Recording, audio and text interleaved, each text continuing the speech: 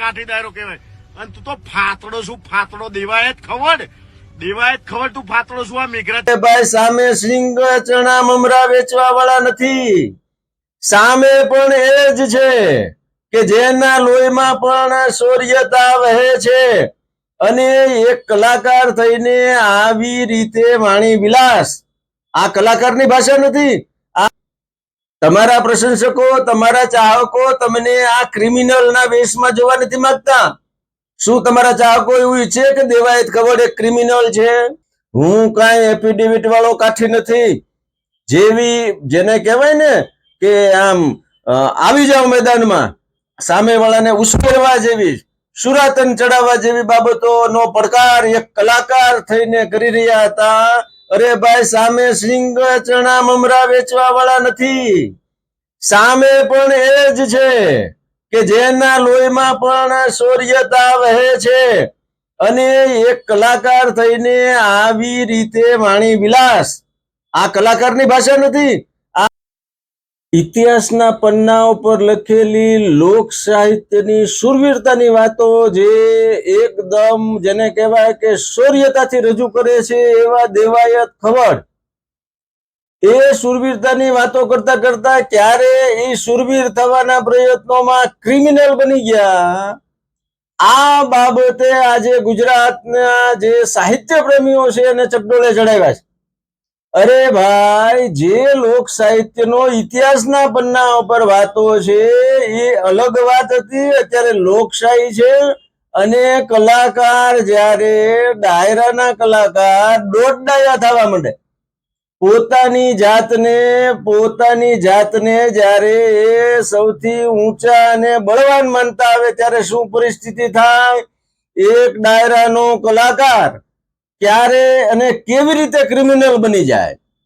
આવી સનસનીખેજ બીના જુનાગઢ નજીક બની છે. અમદાવાદથી શરૂ થયેલી આ વાત હુમલા કરવા સુધી પહોંચી ગઈ છે. શું છે આખો મામલો? આવો જાણીએ આ અહેવાલમાં.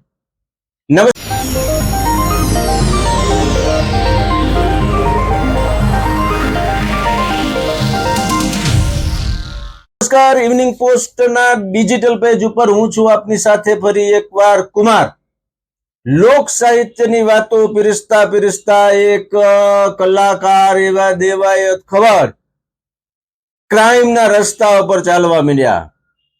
રાજકોટ, સુરેન્દ્રનગર, ચોટીલા, અમદાવાદ, સણાથલ અનેક જગ્યાએ જેના વિરુદ્ધ ગુનાઓ નોંધવામાં આવ્યા છે.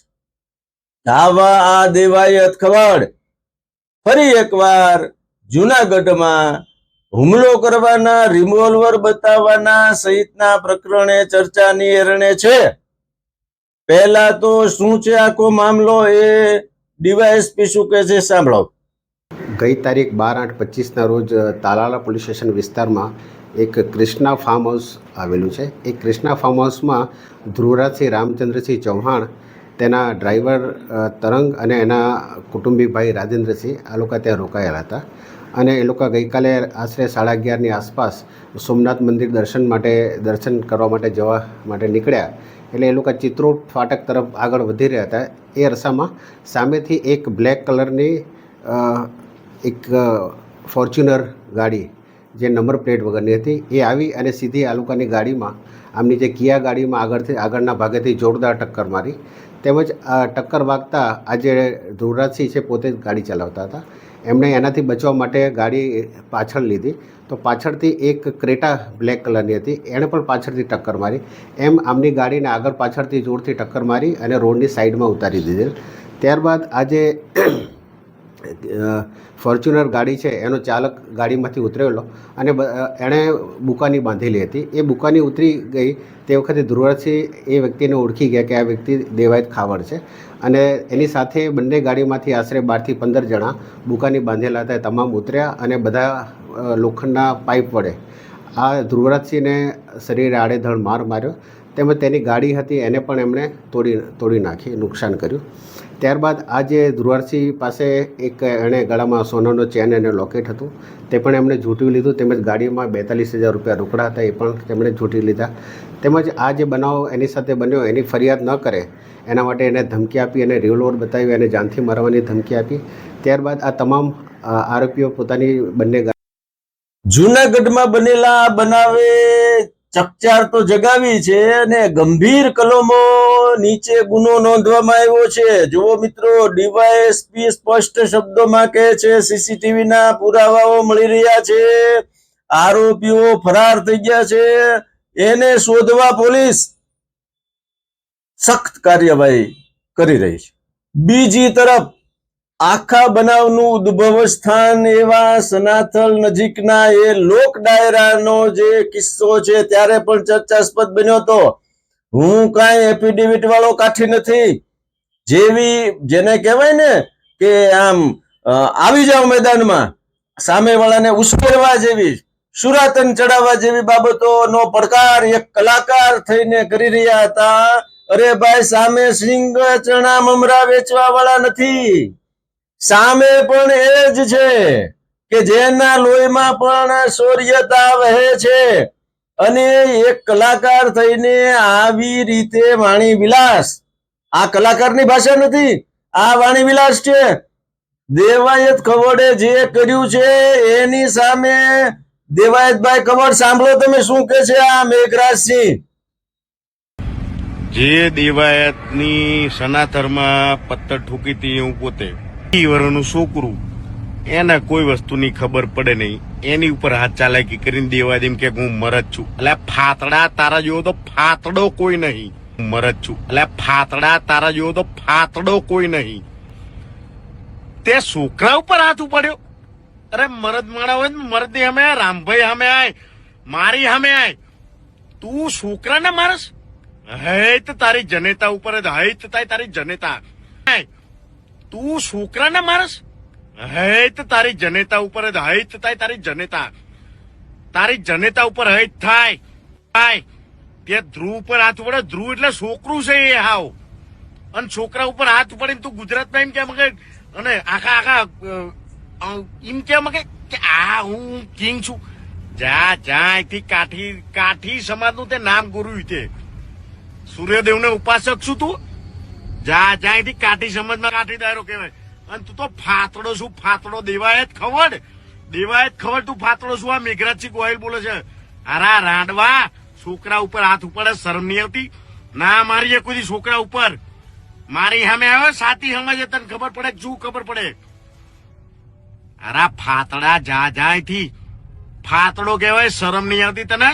નહીં 12 જણા 15 જણા છોકરાઓને મારવા નીકળો છો? હે, સમજો છો શું તમારા મનમાં? હામી જાતિ આવી જાઓ, લોકેશન આપો, ફોન કરીને બોલાવો, ખબર પડે કે કોણ કોને મારે છે.